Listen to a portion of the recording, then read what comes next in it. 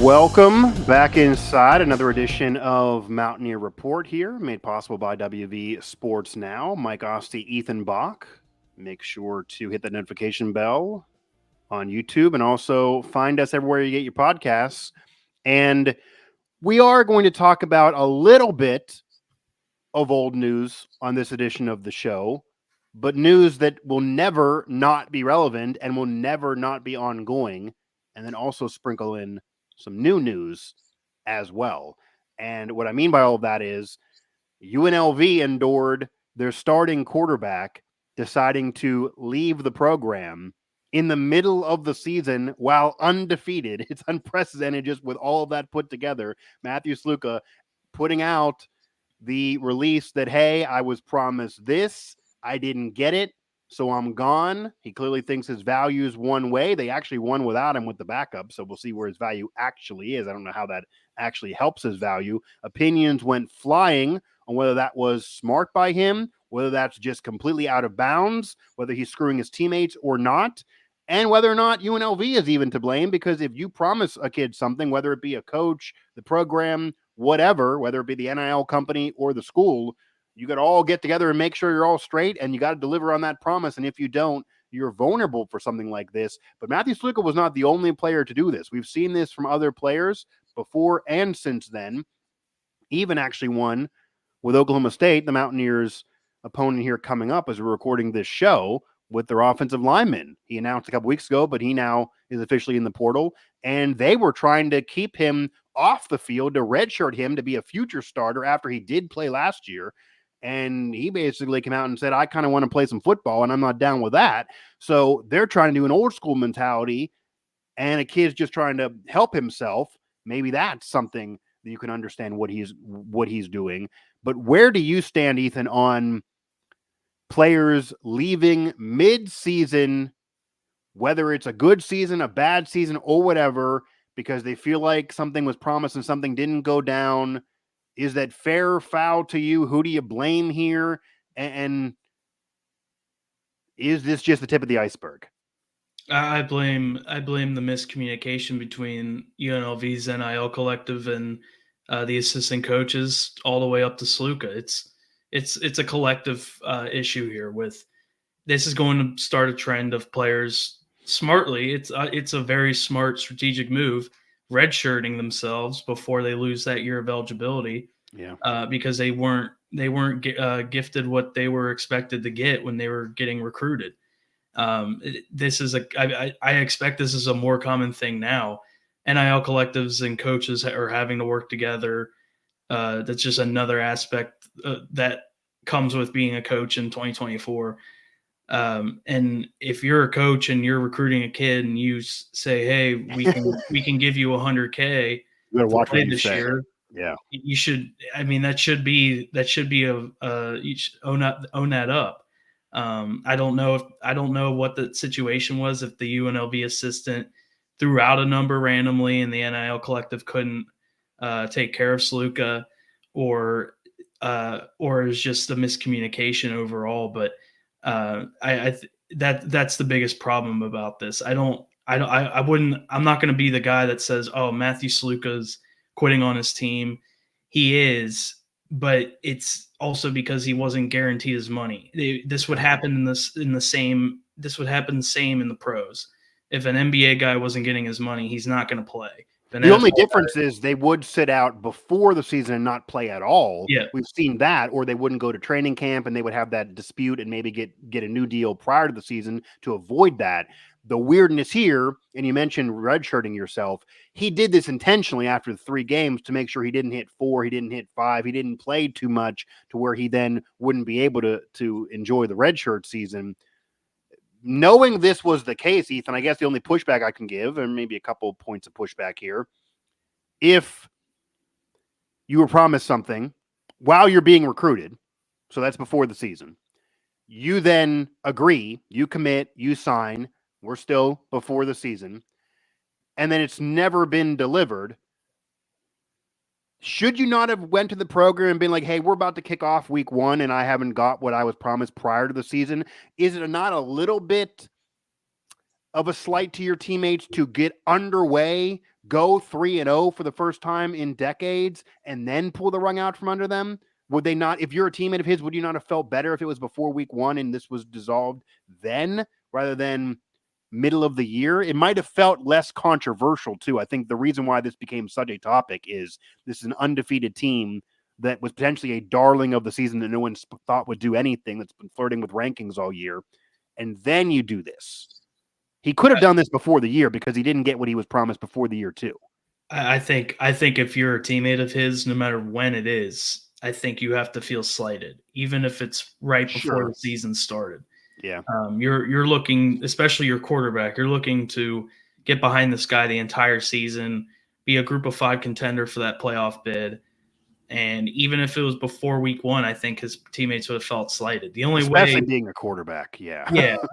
maybe during his recruitment, if he committed and signed and something fell through with the NIL collective and he had to get his release, I don't think that's that much of an issue. But the fact that you're playing games, you're going through camps with these guys through the summer, you get to week 1 and then you play 3 games and then you're like, nah, I only got 3,000 of my 100 guaranteed.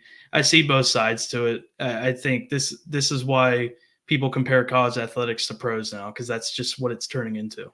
And Ethan Bock, Mike Asti here, Mountaineer Report. We are talking some national news here. We're talking what Matthew Sluka did. We're talking the UNLV situation and how this will now unravel, because it's been unraveling since that story first broke last week.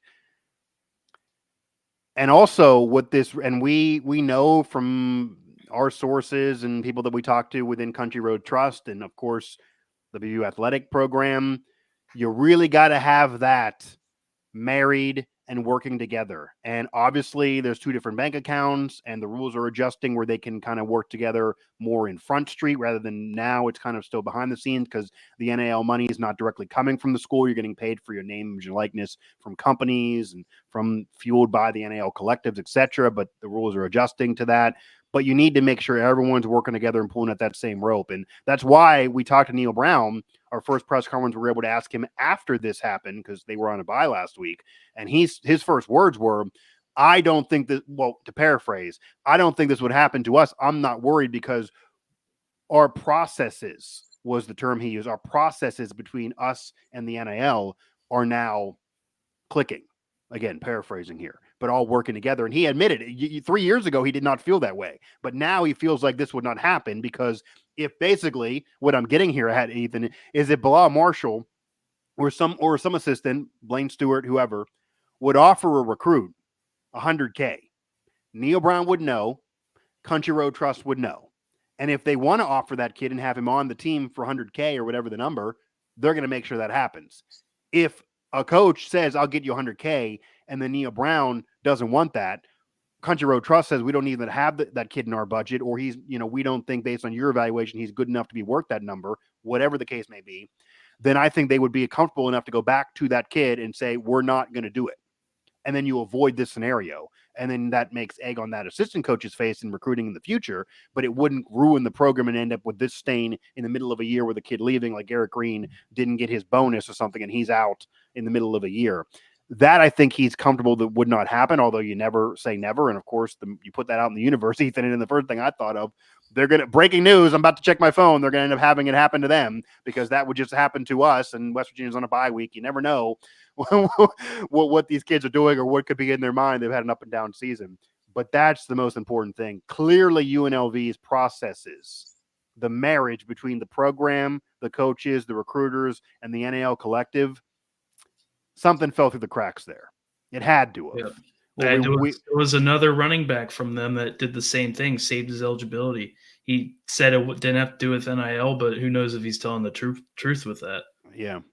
And we've also always talked about, too, as much as people are annoyed with the transfer portal and NIL in some ways, and I get the support, but I also get why there's angst and nothing is clearly perfect. We have an imperfect system. Not even everyone even understands all the rules, and it seems like they get adjusted on the fly when people with power make decisions like Matthew Sluka now going to probably lead to new rules and new adjustments now with new different windows, etc. But we've also seen schools use Deion Sanders in particular use the transfer portal almost like a pro system where, yeah, it sucks when a school basically releases a kid who didn't want to leave and uses the transfer portal in a way to tell that kid, hey, it's best for us and you to leave because we're not going to play you like you wanted to be played. We can't uphold whatever you thought would happen here. And then also there's the other end where the kid is screwing over the school and choosing to leave when they're trying to build everything around him. It works both ways though. So when a fan sees a player enters the portal, you and I both know that initial news, we don't know whether that's the school telling him it's best for you to leave and basically getting released, or that kid really wants out and is hurting the school. You got to dig. And maybe some, but obviously that it works both ways. So it's always going to work both ways, it seems. And that was definitely a domino that fell because that was a quarterback, because there was an undefeated team, and because it was a darling team. It wasn't even from a blue blood. We might see it from a blue blood in the future, but we've always had players skipping out on bowl games. If you don't make the playoff now with 12 teams, you're probably not going to play in those unless you get more NIL incentive, which I know has been talked about and they're probably going to do to get players to play on the Duke's Mayo Bowl, for example. If the program cares about winning that and you're not in the playoff, you're going to have to pay them more to do that. You got to pay more to re-sign players that are already on your roster. Jaheim White at the end of this season going to have to get more to come back next year. Traylon Ray too. That's just the way of the world right now. So your budget, whether athletically or NIL, is going to go there. It's not even just going to fully go to recruiting new players to try to rebuild. That all is the other end of the spectrum here. But did you hear what Reese Davis said? Because that is the full other end. He said on game day. What specifically about? Well, so I don't have it in front of me, but basically what he was saying is, and this is kind of off of your point, that he gets that if Sluka or any player was promised something, the onus is on the school or whoever, even if it's an assistant coach that went rogue. Once the school knows about it, they got to uphold that. It is on them to avoid this mess, and the blame certainly goes to the school or the NIL, etc. However, we do know that Sluka did not get that in writing. So Reese Davis said that if you don't get something in writing in the business world, then you're vulnerable to be screwed over. So the onus also is on Sluka that you made an error in judgment as a young businessman, not an athlete. You didn't get in writing when you had something promised to you. So then you got to own it to not screw over your teammates because that's on you. Yep. That's what Reese Davis kind of said in a summary. I don't have the quotes in front of me. He said that on game day that if it's him or if he's Sluka's father, he would have told him if he came to Reese Davis, Papa Reese Davis, middle of the season, said, they still haven't given me my $100K. They promised it to me. Reese said he basically would have told his son, do you have it in writing? If he said no, he would have said, you need to stay on this team. It's your fault for not getting it in writing. Do you hear that at all? Yeah, I saw the clips of his initial point, but just listening to that more specifically is true, though. He should have had it in writing.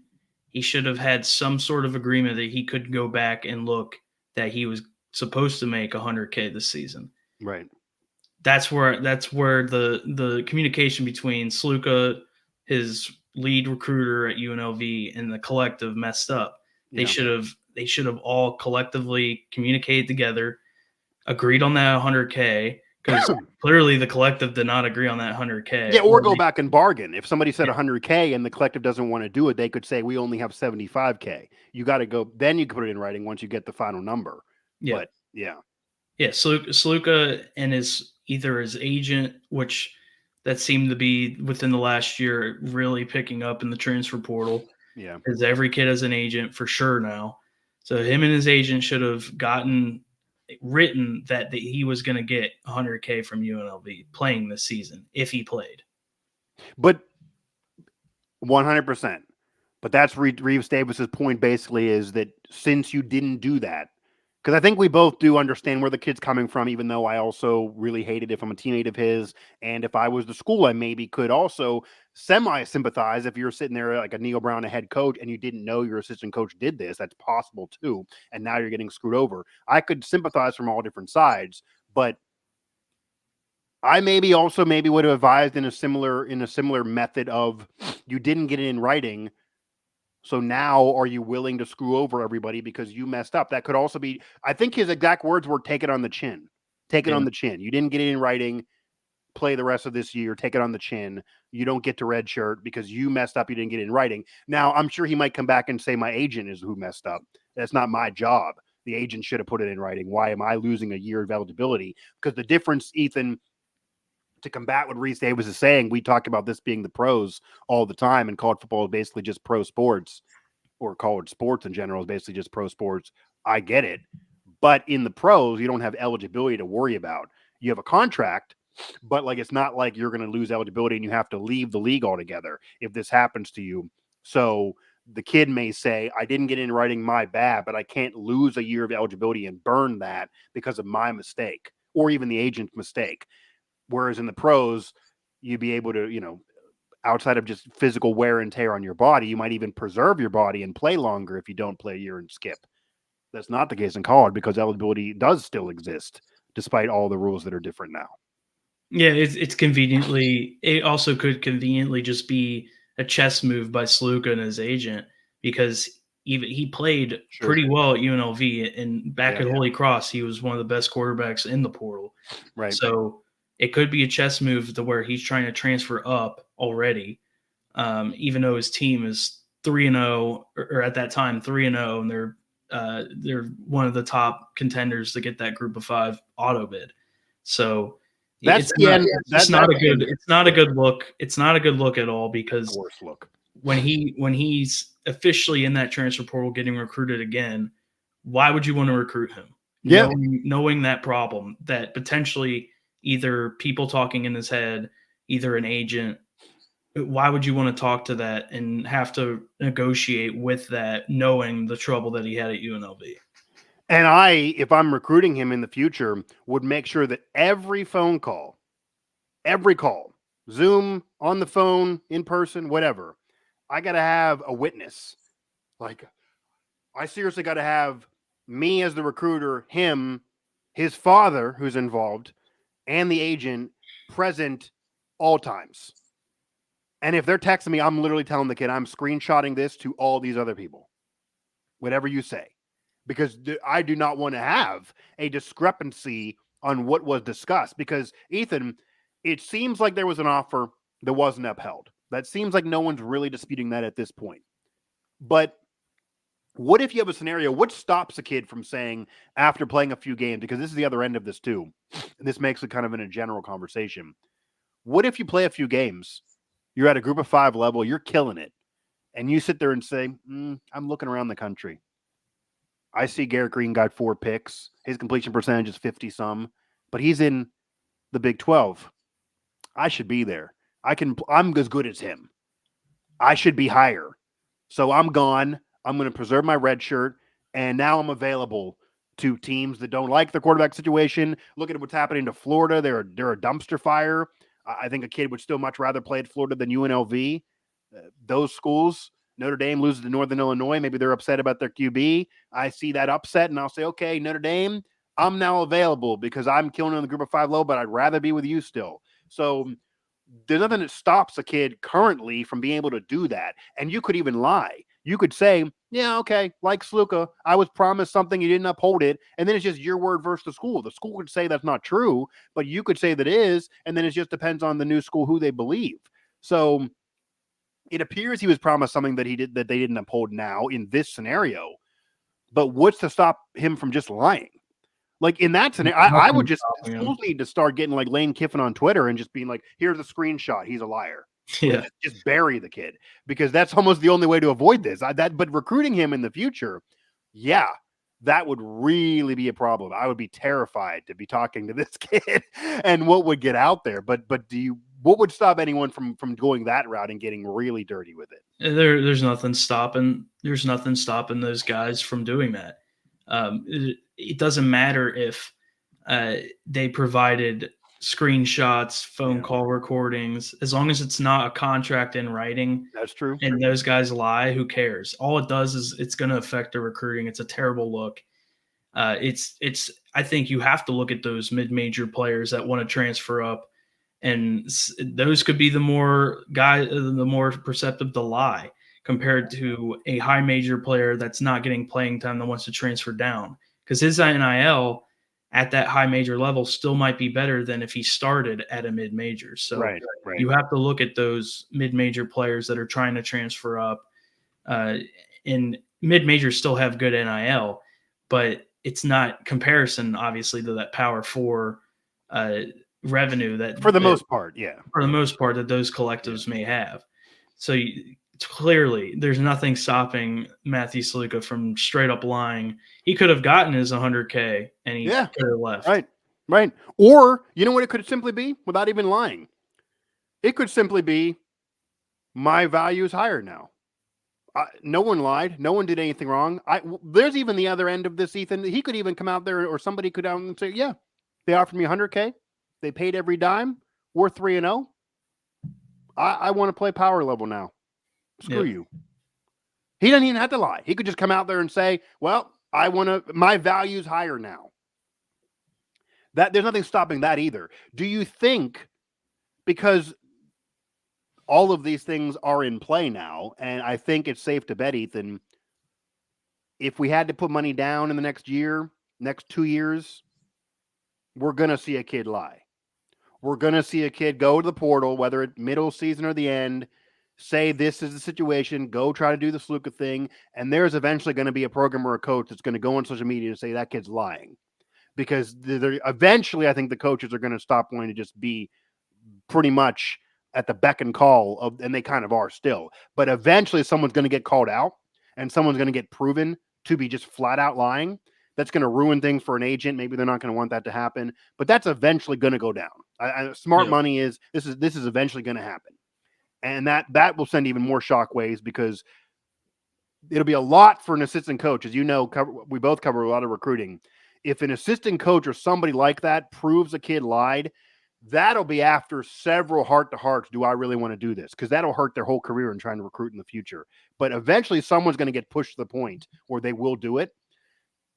So my question then would be, and maybe this is a year down the line because that'll be so hard for somebody to actually do, but whenever a kid is called out and proven to be lying, or even now after what's already happened, do you think we ever get to the point where there are rules put in place or something put in place or safeguards put in place to avoid this scenario where there's even a portal block that you obviously can post whatever you want on Twitter, but you can't actually go into a real portal once the season kicks off until the end of the year?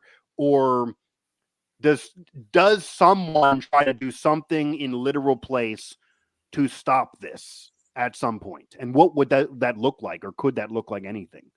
I wish the NCAA would do something. Like I'm sure everybody wishes the NCAA would do something just to kind of make the transfer portal process easier, more transparent. That's the thing. It's never been transparent since it's really taken off.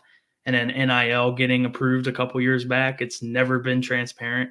So the mix of the two are just that's just a terrible storm. So I feel like the NCAA is never going to change anything about it. They keep changing the windows, the days the player could enter, the coaching. Yeah, the first year it was just Wild West, and now there's some windows at least. Yeah. Coaching rule. Bob Huggins' team was the first team to really be affected with that, getting 30 days to just enter freely into the transfer portal. Yep. So the NCAA's had stuff put in place, but it really doesn't change it much. I can't see a scenario where they implement trying to figure out if guys are entering for the right reasons or not. They're just relying on these teams to have contracts with these guys, and then after that, it's not their problem. So it's just got to, in the end, it's just got to end with these guys getting on salary payroll by the actual universities themselves and not a third party. It probably will end there eventually, but as Ren Baker has been open in saying, that is not better for the players, because that would give them less freedom. Now that would lock a lot of this in, and they would at least be getting some money for the name, image, and likeness, but they would be on contract. They'd be employees. I mean, that would just be a whole different ball of wax. I don't think everyone's equating, because then you would get an argument of they're working obviously more than 40 hours in a week, Ethan. I mean, are they then qualifying for health care? If you're a WVU employee and you work 40 plus hours, you do. Why do they not? I mean, they're over 18 in 99.9% of scenarios, you'd imagine. you get into all of that. You get Yeah. into all of that. When you're just getting paid by your NIL, that's just your name, image, and likeness. That's just marketing. That's just away from a company. That's just you being a marketable asset. You don't got to pay anybody their health care when you're paying their NIL. It's just a lump sum of money because you're worth this to our commercial for a car company or whatever. You get into them contracts and employees, it's going to be a whole mess that I'm not so sure every school is going to want to do that instead of this. As much as this is a mess, that may be where we go. Coaches for sure would. The coaches would. I think the AD would probably hate that more. I mean, that would be a lot more work for the athletic department, but the coaches probably would. Neil Brown actually gave a quote that I think is perfect to all of this, and this has to be the coaching mentality now. Really, at any level, this has to be a smart coaching mentality. Tell me the rules and I'll play by them. They don't even know. They don't know the rules now because they're just getting changed all the time, or people are abusing them all the time, or it's just been helter-skelter and constantly this revolving door of chaos. But just tell me what they are and then I'll play by them. That has to be the mentality. I think that's the frustration too. I know this is frustration of Neil Brown. He's dealt with all these different rules, and basically he said, like, whatever they are, let me know and I'll try to adjust to them. I don't think he's trying to argue against them all the time. He tries to never argue against the players. Obviously, you don't want to as a head coach, but it has to be frustrating when you're behind closed doors that something like this occurs and then you probably never thought of this. But I'm sure whether they're honest or not, coaches immediately after the Sluka news texted their quarterback, texted their player, and like, "We good? What was promised to you? I don't want to roll up X tomorrow, and you're out too." Like that had to be a thing that occurred because we've seen other players use it. And again, I think there are some players that do need to have the option. Obviously, the Huggins scenario, that would have sucked if those kids were screwed over and they had to stay there a whole year. That would have been unfair to them. They did nothing wrong. If you have a player who the school wants to redshirt you when you just played well, that's not fair to the kid. They want to play. They're not hurt. That kid is not hurt. So if you're Brooks and you're not hurt and they want to redshirt you when you're not hurt, that's BS. Like you should be able to say, nah, like that's not fair.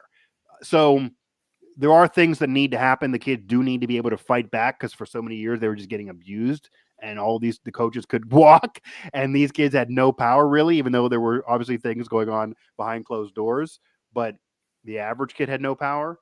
But this has now become just a mess that is just out of control. I don't see how you ever rein it in. I don't see how any of this has really calmed down. I'm sure any coach who thinks it'll never happen, it is like, it never happened to me. It's like one of those Dateline documentaries. The first words are, "I never thought this would happen to me," and then they're in the documentary. That's what coach is going to say. "I never thought this would happen to me," and here we are.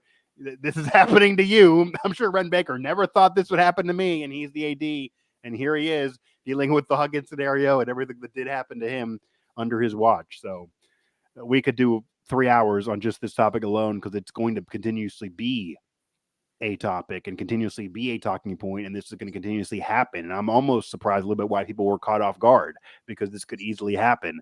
But the only thing I think you can try to do, and I wonder if they ever do this, and I don't know if they'll be able to actually administer this because I don't, they're never going to really do what people want, probably on the other end of the coin of just wanting all these restrictions on the players, but let the coaches do whatever. I get the players moving hurts the sport more, but that's never going to happen now that the genie's out of the bottle. But I do wonder if, especially if they're ever to be employees, Ethan, if they become employees, then you could do this where if you prove it, we talked about, do we think there's going to be a scenario where a kid is proven a liar? If we do think the kid's going to be proven a liar and he becomes an employee of the school and is proven a liar, then I wonder if there's repercussions where you can get suspended, like an NFL player who goes against a contract then could be suspended. If you prove Sluka's lying, is that not conduct detrimental, or is that not embarrassing the shield? These are all words the NFL uses.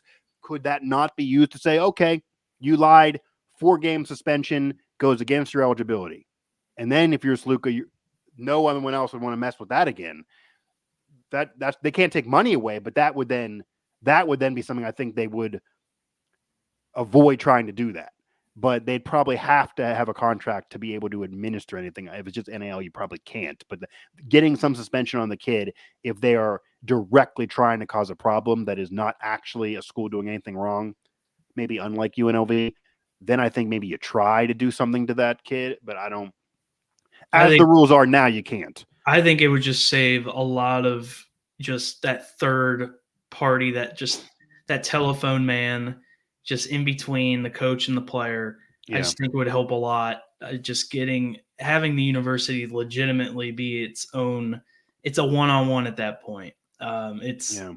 You would have to sign a contract.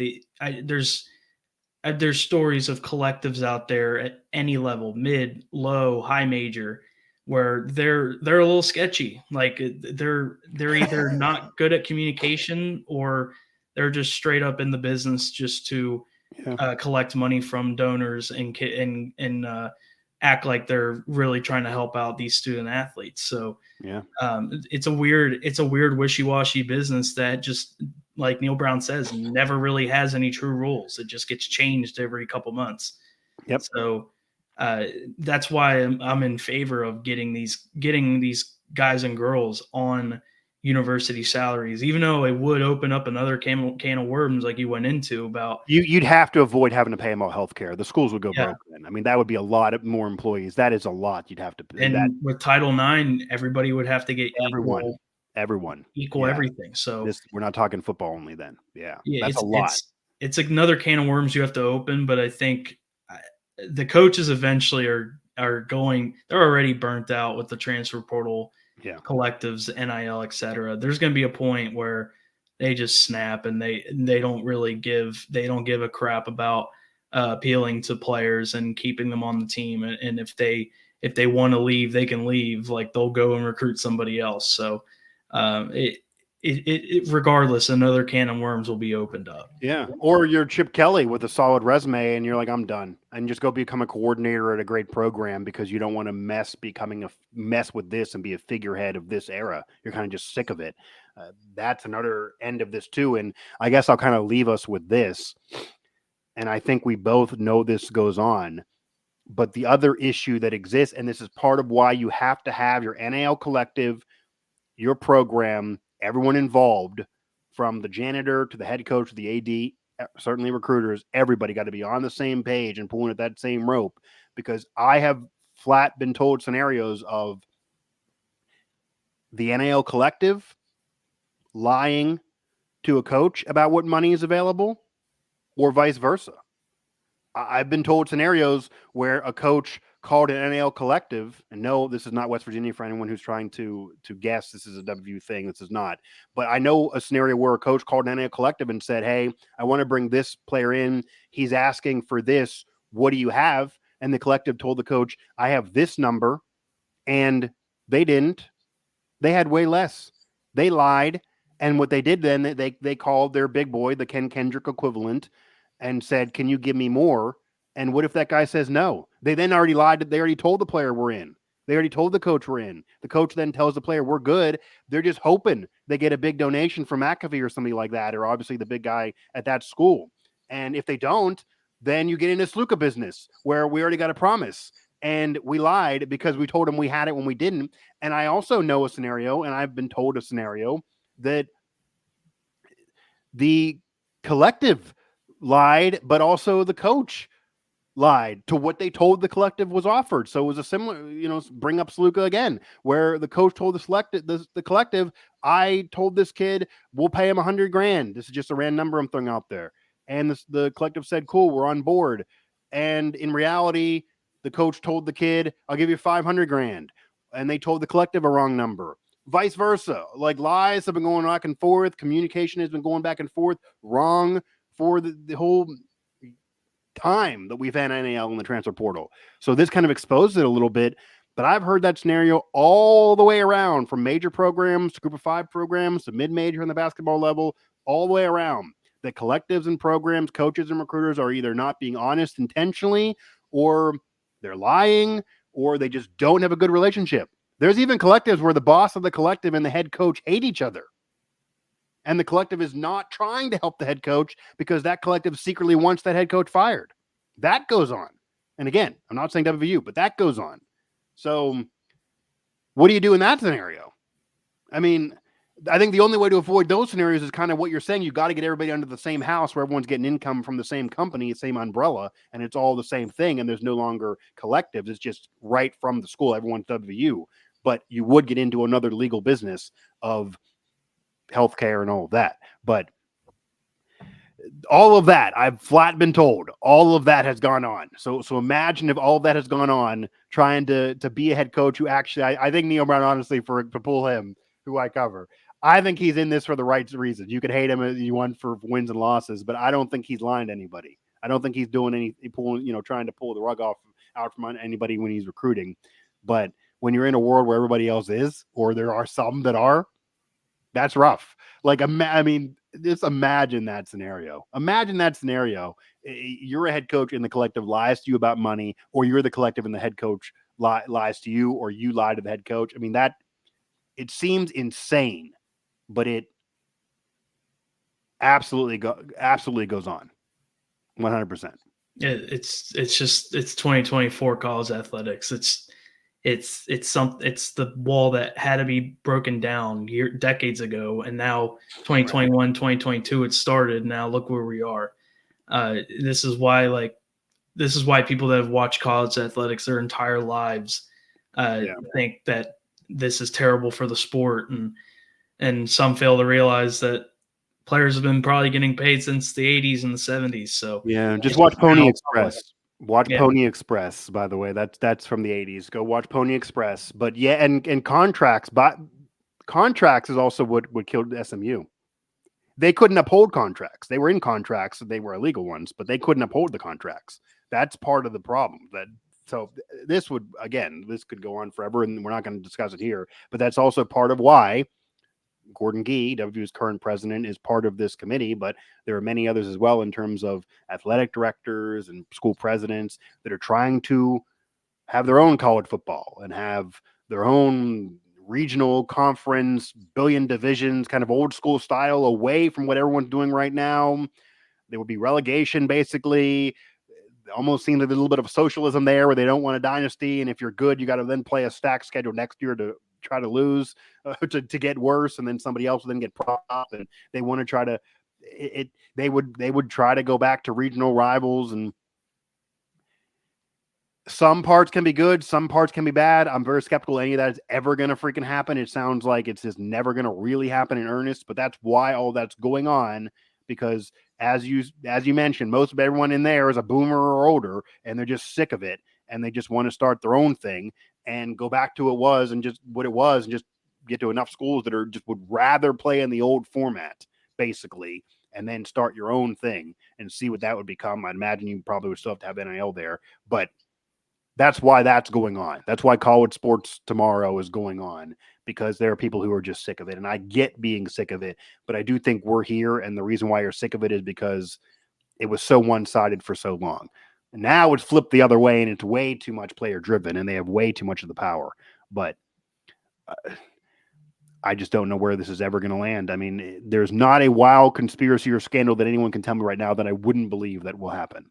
And again, anyone who says this will never happen to me, you could certainly be the person that it does happen to at any moment. Ethan Bock, Mike Asti, that'll do it for this edition of Mountaineer Report. This is a longer one, but we have a lot to discuss here, and this topic always unravels, to say the least. Again, click the notification bell on YouTube and find us everywhere you get your podcasts: Apple, Spotify, TuneIn, Google Play, etc. There, download, hit us up on social media, and follow our coverage at WV Sports Now.